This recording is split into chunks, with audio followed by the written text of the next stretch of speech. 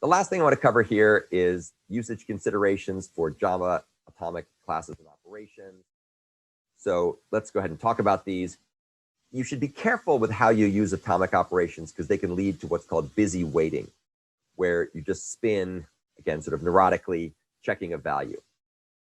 Busy waiting is very important if you absolutely need to know just as soon as a value changes or as soon as something's available, what's happened. So a good example would be if you're trying to monitor the temperature in a nuclear reactor in a multi-threaded implementation, and you need to know the moment that the value of the temperature goes up, you might want to sit there and busy wait for that.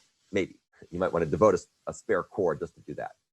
But the problem is if you have high contention, busy waiting can needlessly spin and waste CPU cycles. Now, with lots of cores, maybe not such a big deal, but if you have a small number of cores, you can spend a lot of time spinning and not a lot of time doing actually anything useful. However, if you watch this wonderful video by Doug Lee, he explains why spinning is actually quite useful in some situations. And the main reason why spinning is useful on modern multi-core processors is there's a fair amount of overhead associated with putting a core to sleep and then waking it up again.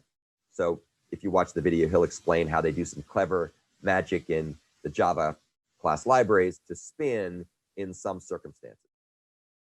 And that's because of the overhead of context switching and suspending and resuming of sleep locks. So they're trying to avoid that. They don't want to put things to sleep if they can possibly avoid it.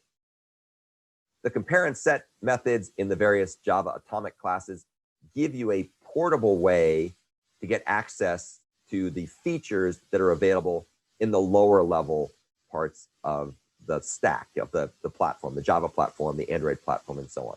So even though you can't get directly to compare and swap long, you can use things like atomic Boolean compare and set or atomic reference compare and set to get the effect of being able to access those lower level mechanisms. And these methods are really intended for very specific use cases that we just talked about with our random access or our random class.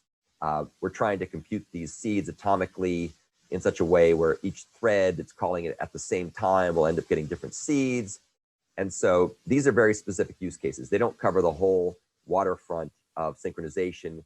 They deal primarily with atomicity. They deal with visibility. They don't really deal with ordering of multiple fields. That has to be addressed with higher level synchronizers, things like reentrant locks or synchronized blocks or stamp blocks and so on.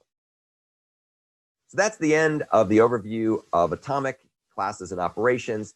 You should now be in a good shape to start working on the either spinlock.java file from assignment 1B or the reentrant spinlock.java file from assignment 1B, depending on whether you're doing it as an undergraduate or graduate student, respectively.